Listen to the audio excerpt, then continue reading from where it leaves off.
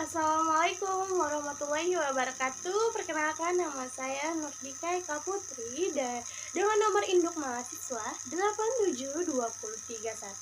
872031919545. Saya dari Universitas Pancasakti Bekasi. Di sini saya akan menjelaskan tentang bea materai untuk memenuhi tugas ujian tengah semester dengan dosen pengampu Pak Marianto MPD dengan mata kuliah perpajakan.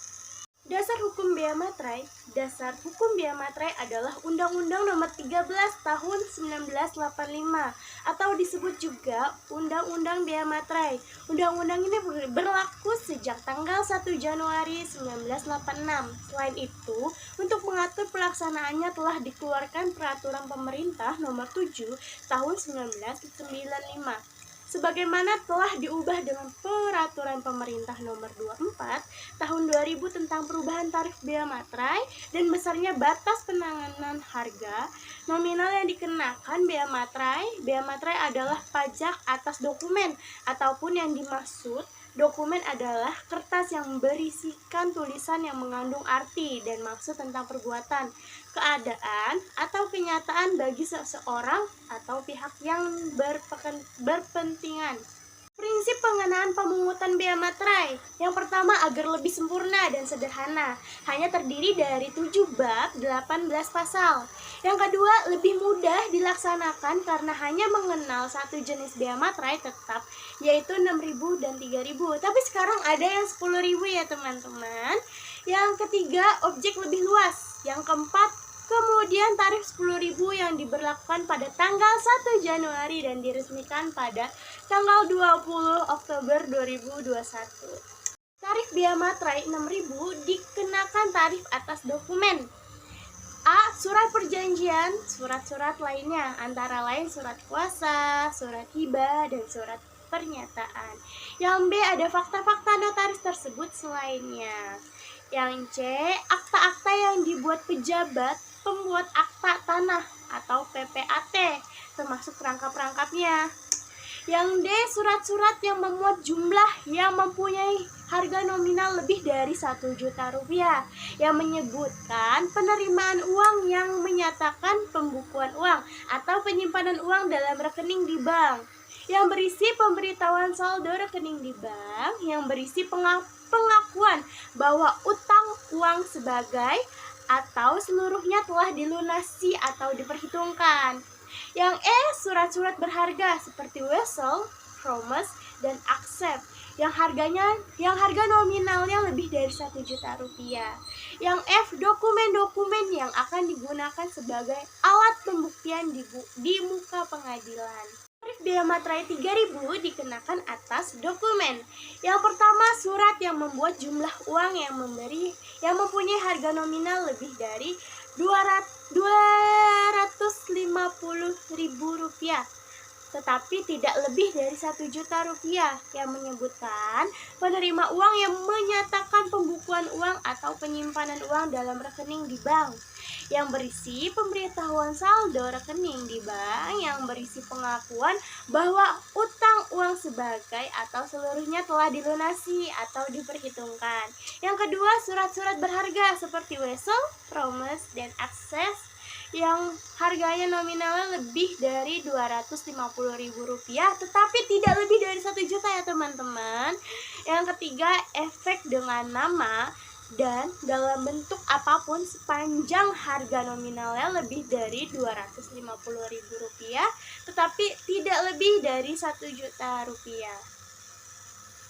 Yang keempat nih, ada cek dan dilihat giro dengan harga nominal berapapun.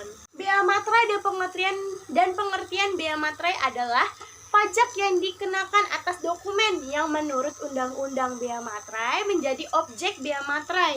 Dokumen yang dikenai bea materai antara lain adalah dokumen yang berbentuk surat yang memuat jumlah uang, dokumen yang bersifat data, dan dokumen yang dapat digunakan di muka pengadilan, misalnya dokumen kontrak, penggadaan meja kursi kantor, dokumen perjanjian pembangunan gedung kantor dengan pengusaha Jaya Konstruksi, dan dokumen kontrak pengadaan jasa tenaga kebersihan.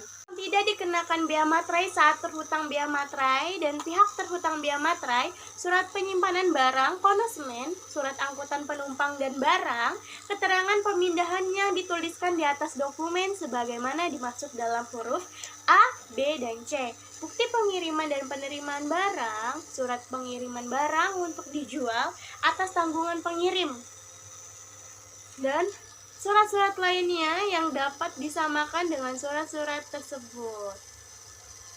Bentuk ijazah, tanda terima gaji, uang tunggu, pensiun, uang tunjangan, dan pembayaran lainnya yang berkaitan dengan hubungan kerja, serta surat-surat diserahkan untuk mendapatkan pembayaran itu, tanda bukti penerimaan uang negara dari kas negara, khas pemerintah daerah dan bank, kwitansi untuk semua jenis perpajakan, dan untuk penerimaan lainnya yang dapat disamakan dengan itu dari kas negara, khas pemerintah daerah dan bank, tanda penerimaan uang yang dibuat untuk keperluan intern organisasi, dokumen yang menyebutkan tabungan, pembayaran uang tabungan kepada penabung oleh bank, koperasi, dan badan-badan lainnya yang bergerak di bidang tersebut, surat gadai yang diberikan oleh perusahaan jawatan pegadaian, tanda pemberian keuntungan atau bunga dari efek dengan nama dalam bentuk apapun.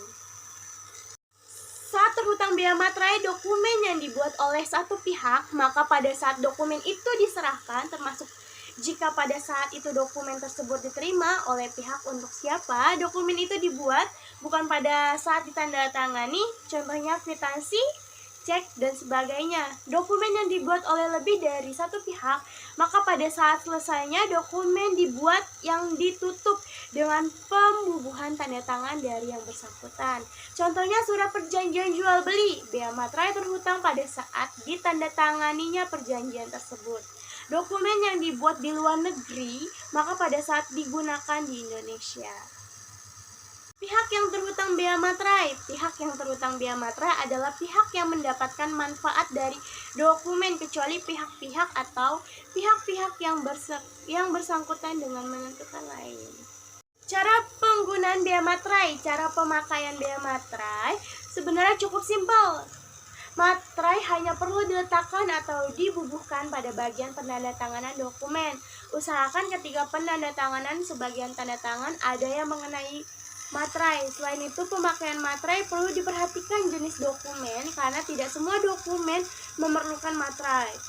Mengacu kepada Peraturan Pemerintah Republik Indonesia Nomor 24 Tahun 2000 tentang perubahan tarif bea materai dan besarnya batasan pengenaan harga nominal yang dikenakan bea materai. Berikut ini adalah daftar dokumen yang dikenakan materai.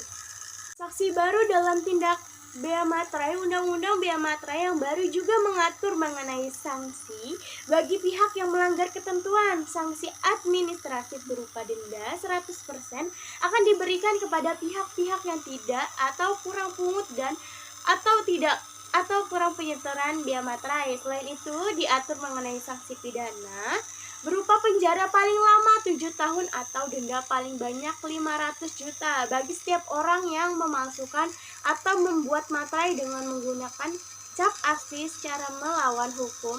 Ada pula sanksi pidana kurungan paling lama 3 tahun atau denda paling banyak 2 juta bagi setiap orang yang memakai atau menjual, menawarkan, menyerahkan penyimpanan materai palsu atau materai melawan hukum.